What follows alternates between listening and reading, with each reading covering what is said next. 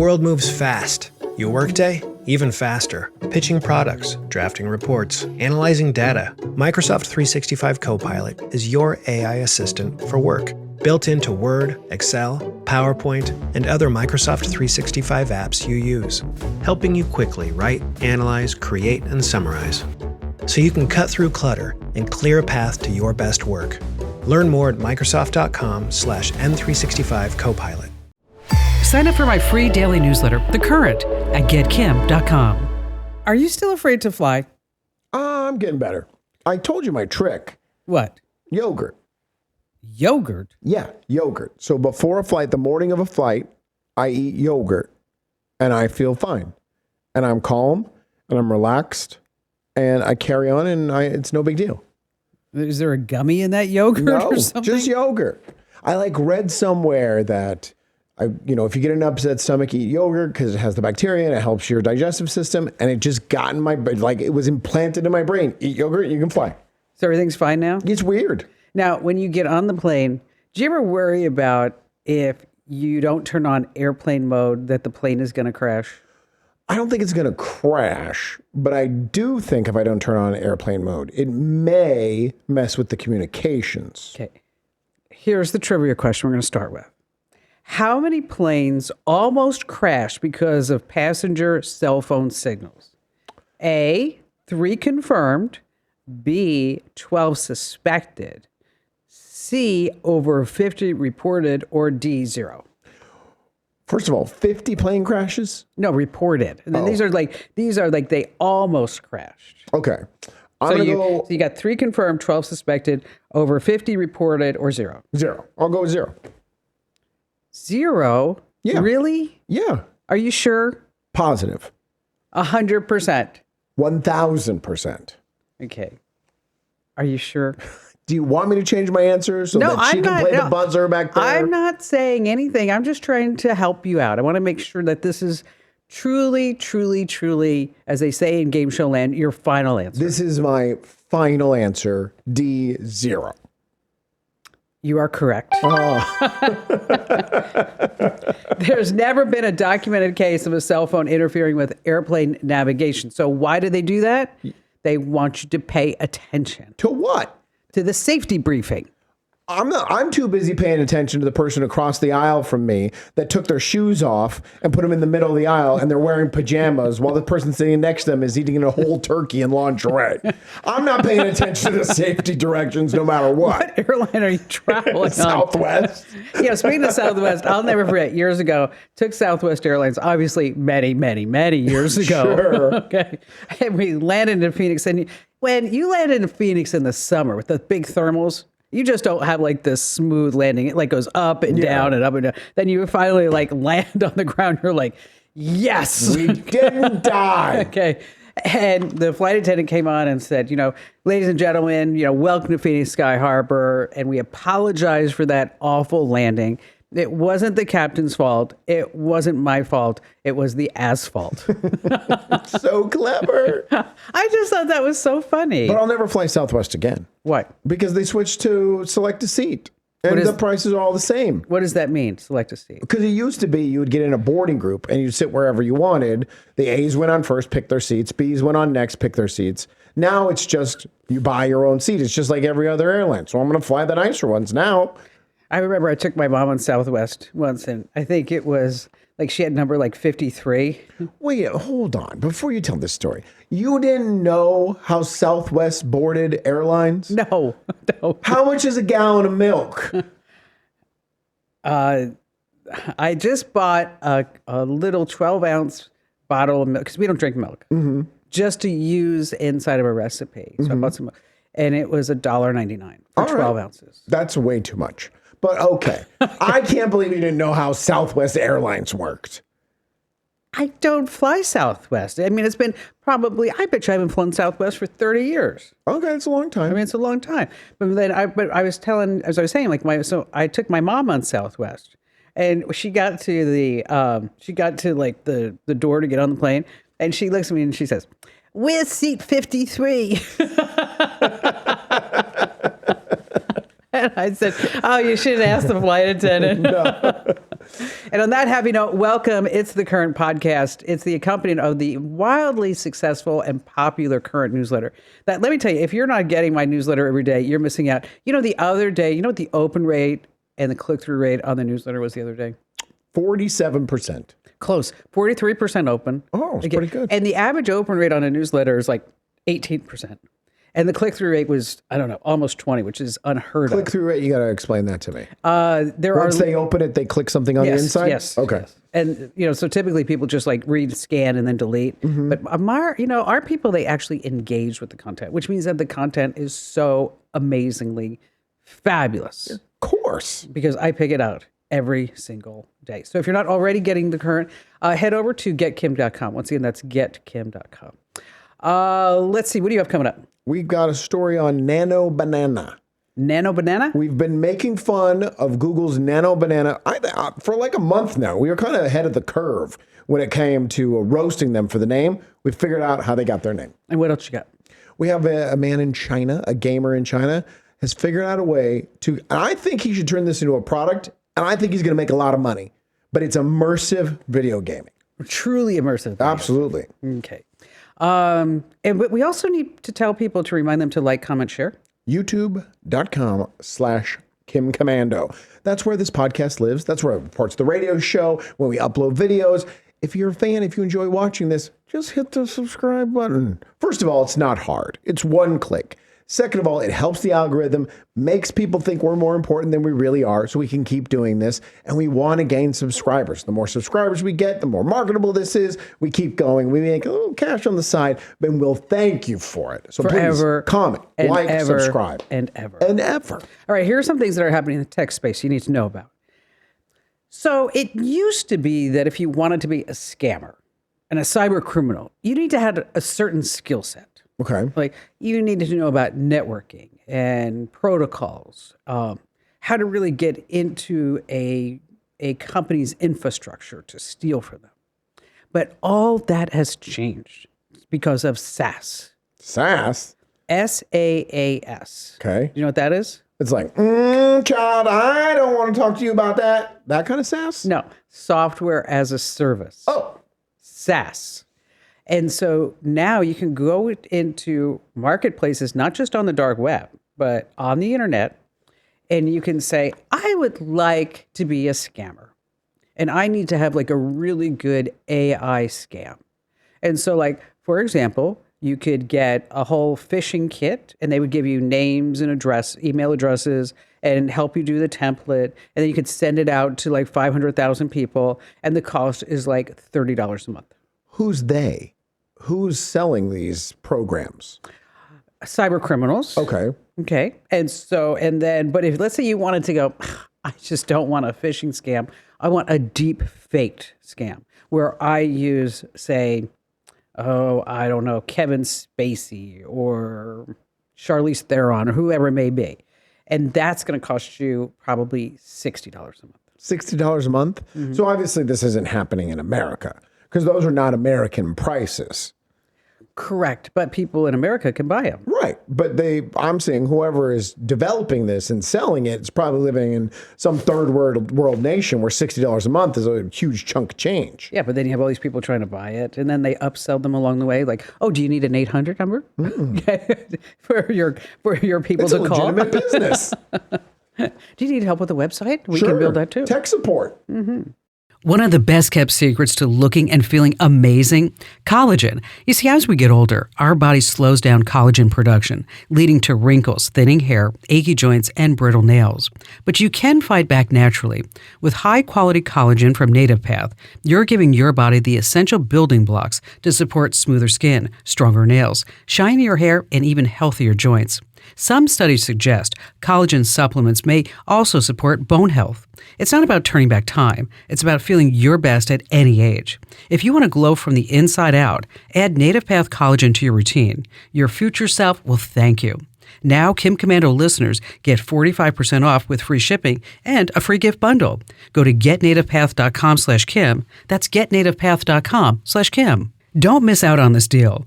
Go to getnativepath.com/Kim right now. These statements have not been evaluated by the Food and Drug Administration. This product is not intended to diagnose, treat, cure, or prevent any disease. Individual results may vary. Do you remember the Magnificent Seven? Not the movie. No. Okay. The Magnificent I do Seven. remember the movie. The Magnificent Seven are the biggest tech companies that when these tech companies made a move, that all of Wall Street would be shaking because they controlled the majority of the trillions and trillions of dollars there. I probably could guess them. Okay, guess. Apple, Okay. Google, or Alphabet, whatever it's called. Meta, formerly Facebook. That's 3. You're moving your fingers too fast and you're ruining my count. NVIDIA, Yes. the chip maker. Right. Tesla, Yeah. the automobile company. And the other 2. Magnificent Seven. There, I named them all. Well, now they are on they call them the Fab Four. Who did I forget? Apple. I forgot Apple. Apple's gone, by the way, It's gone. out of the Magnificent Seven because they're not market leaders anymore because their AI works so good. No, it doesn't. Oh God, it sucks so bad. But didn't they go out and hire Google to do Yes. their AI for them? It's not there yet, but they're going to be paying Google like $1 billion. That's all. That's jump change. Tesla, they got too many cars in the parking lot. Nobody's buying them. Especially the Cybertruck. Let's see who else is. Oh, Meta, the whole metaverse, gone. But $70 billion. Yeah, that's a lot of money, but still Facebook leads the way, right? When it comes to... But they're not really innovating. They're not Okay. leading. They're not All right. leading. So who you have left is Microsoft, Amazon, Google, and I forgot NVIDIA. Microsoft. You forgot Microsoft. So Microsoft, Amazon, Google, and NVIDIA. Those are the Fab Four. And Microsoft was OG. Like, that was the first tech company that people started talking about, and you realized how big they were, and they're still there, still hanging in. Clippy. I don't even know one product they sell other than Windows. Well, you have all the Microsoft Office Suite. Now Copilot's coming out. And what's happening with Copilot is Microsoft's chief, Mustafa Suleyman, says that Copilot isn't only going to help you write your emails and do PowerPoints and things like that, that it's going to be your living, kind of breathing, kind of AI companion Right. that will always be by your side. So if you wondered, what should I make for dinner? What should I get my wife as a present? Diamonds. What should I wear today? That you would always have Copilot in your. But they've been pushing that for the last 2 years now, that this is what AI is going to be. All of them, ChatGPT, all of them say that that's what they're going to be. But OpenAI is coming out with a product later this year that is going to be, they say it's like a pin that you're going to wear that will listen to everything and help you live a better life. Okay. But Can I tell you something? When you were starting this, I thought you were going to say that the AI would start to do the work for you. I tried agent mode on Yes. ChatGPT. Can I give a review? yes. I apologize for anybody who just heard that in your ears. Copy and paste. I said, go into agent mode, and in agent mode, I want you to do this task. And it said, here you go, copy and paste to do it yourself. You know what? ChatGPT is having issues. Oh, I was so frustrated. It's not as good as it used to be. Gemini's better. Claude is really good. Really good. Claude is I'm great. paying for Claude now. Are you? Yes, How much you paying? 20 or $100 a month? 20. I don't need it for that much, but what do they call them again? The artifacts? Yes. The artifacts are phenomenal. I do hate the fact, though, when you create an artifact, which is some sort of functional database that it lives, is run on the web, is that everything is saved into the web browser. So I don't know if you know this. If you get out of your computer and then you go home and you sit down at your home computer it's not- and you log into Claude, all your crap isn't there. I don't like that either. They got to figure out another way. Charge me another $6 and put connect a cloud to that thing. So I'm paying for Claude, Gemini, and ChatGPT. Okay. Are you still paying for ChatGPT? Yeah. Because Claude doesn't make images. This was a really interesting story that I read in the Wall Street Journal because I never considered this. Candy Crush. Okay. Do you play Candy Crush? I mean, I have. Yeah, I haven't played it for years. No, forever. It's kind of boring. Best story ever when it comes to Candy Crush is that I think it was your assistant went into your office and said, what are all these charges on your credit card? Yes. And you were like, I don't know, ask Barry. And then she went to Barry and she said, Barry, what are all these charges? And Barry was buying extra lives on Candy Crush like it was oxygen. Yes. Because he thought it was all pretend in-game currency. He didn't know it was real money. It's like spending $500. Hundreds of dollars. And I'm like, stop that. I mean, I got to get a new life. I'll take more tomatoes and oranges and whatever it may be. And he's a highly productive and successful adult male that was spending that much time shelling out that much cash on Candy Crush. Well, Zynga is the manufacturer, and they're raking in $1 billion a year on their games. Sure. So what they have done is taken a note from Las Vegas. So if you're a high roller in Las Vegas, are you a high roller? No. Okay. If you're a high roller in Las Vegas, I'm not. No, my rolls are very low. That you get into like last time I went to the Fontainebleau Hotel in Las Vegas. You're to the go one. Sphere. Yes, I'm that one person. Is that there was this standard line of people. Right. And then this gentleman came over and he said, "Oh, Miss Commando." I said, "Yes." He said, "Oh, you don't have to wait in this line." Ooh. So he takes me around the corner and then into like a room where they were serving champagne and cocktails and sushi and all this Which other you stuff. paid for. And then I sat down and I said, "So how do I check in?" They said, "Oh, just sit down and we'll take care of you." The woman comes over and then she gives me my whole portfolio. I got 2 rooms and everything's going on. And then she says, there's this VIP lounge on the top floor that don't tell anybody about, but we're going to give you a couple of passes to get in there. And here's your player's card so that you can keep track of everything. Okay. And so they really cater to you because they think you're going to spend a lot of money in the casino and lose a lot of money in the casino. Okay. So back to Candy Crush. So what they're doing now is they have hired a whole team of like concierge gaming people. So that if you are a high roller on the game, you have your own VIP person that will call you and say, "Hey, how you doing with the game? And do you need any extra lives to get to that next level? And we want to help you out because we really value." Like one guy, he won $15,000 and he bought a brand new Buick. Another guy lost $50,000 in the store, and he's like, "How do I not tell my wife?" How do you win $15,000 playing Candy Crush? I don't know.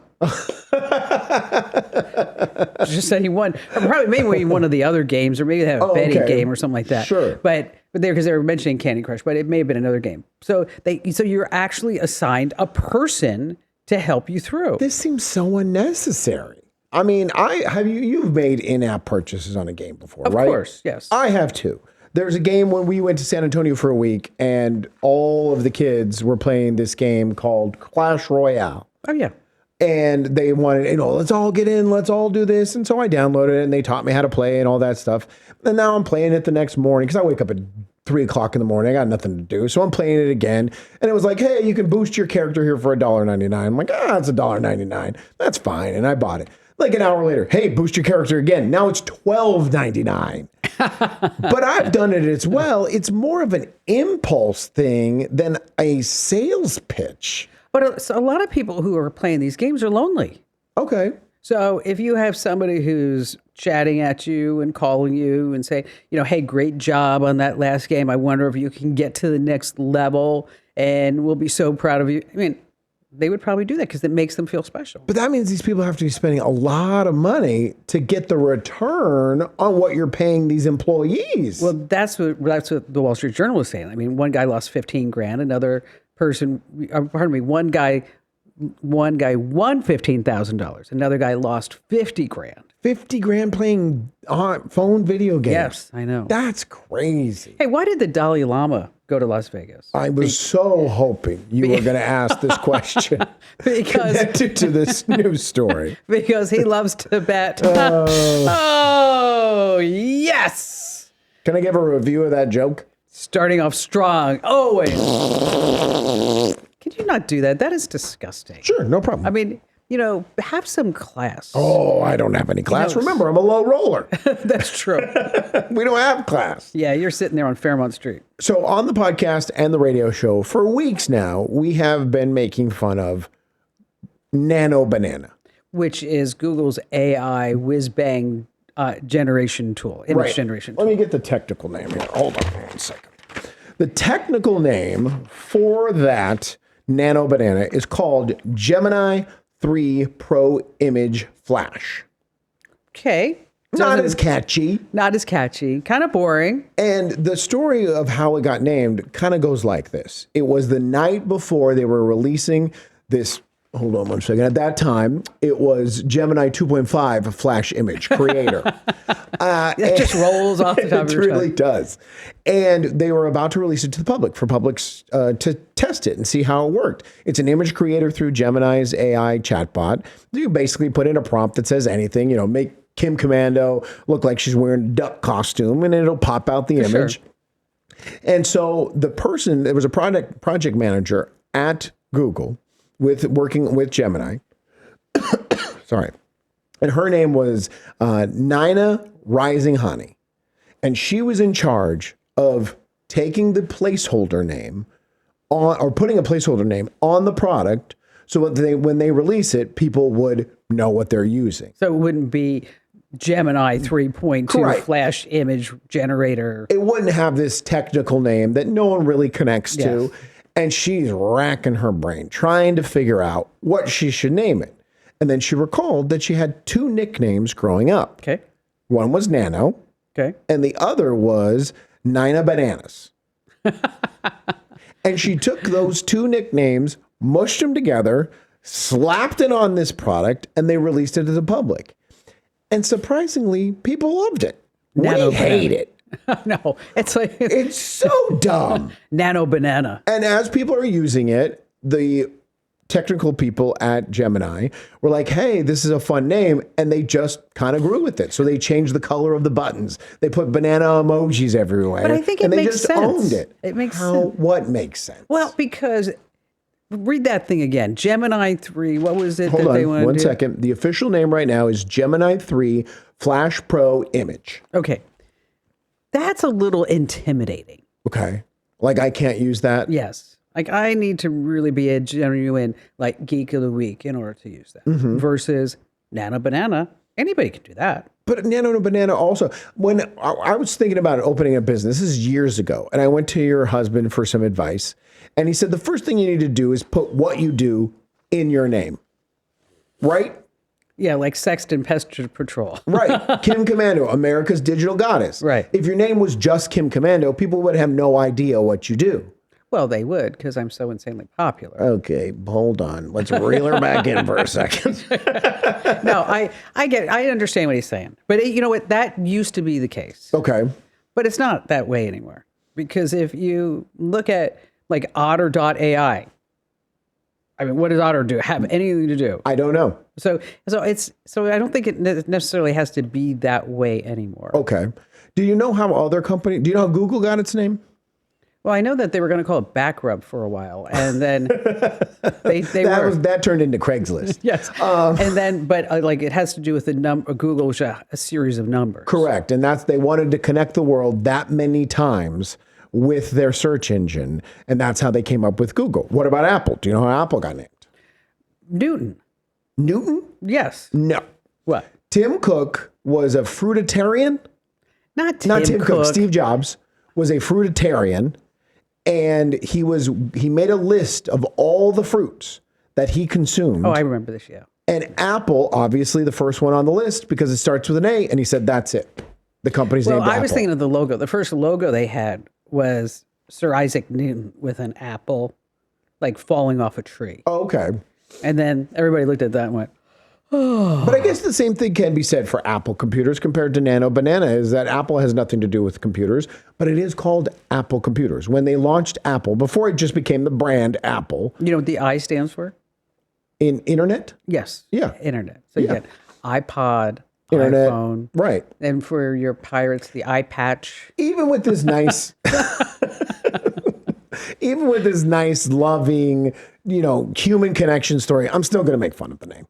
Forever. Okay, how about a bad banana joke? I don't think you could come up with a good one. So yes, I'll take it. Okay, don't answer it. Okay, what do you call it when a banana eats another banana? I don't know what. Bananism.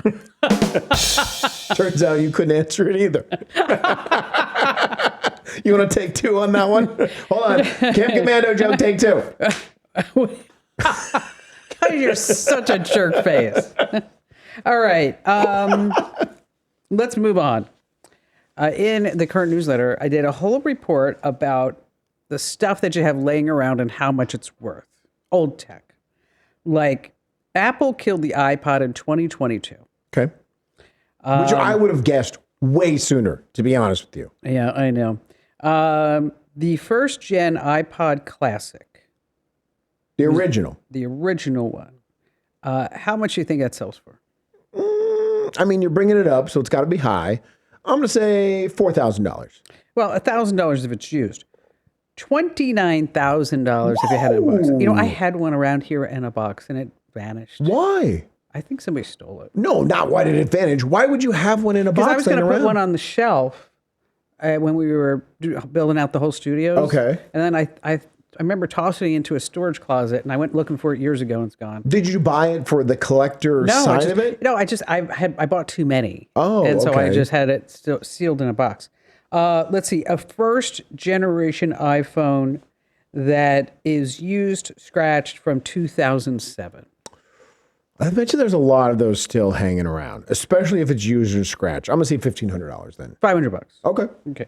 What if it's sealed? What do people do with them? What if you just bought an iPhone and you had it in a box? Who? This is what I want to know. Who says? Because at the time they were ridiculously expensive. You had to buy like 7 years worth of AT&T. We were only at AT&T. Yes, I remember and you had that. to get like 3-year contract. Exactly. You had to give up your firstborn. Who goes, yeah, give me one of those, and then just puts it in a drawer and never opens it? Somebody who is going to make $200,000 right now. All right, $200,000. Yes. Old Nintendo cartridges. Oh, those can go. I mean, the rarity. There's a whole documentary about that guy searching for the ET games. Oh, that's right. It's a phenomenal documentary He if you found want them to see in it. New Mexico. So I'm going to say they can range anywhere from $100 to $10,000. Stadium events. Yeah. I don't know anything about that. Up to $35,000. And you can get those graded as well. There's companies that not only grade old video games, but they'll grade VHS cassettes. Like that's really? a big trendy thing right now, is to send your VHS for quality. I don't know if it has to be inbox or whatever, but they grade it, they encase it, and send it back to you. There's a website called pricecharting.com Okay. where you can type in what you have and tell you what it's worth.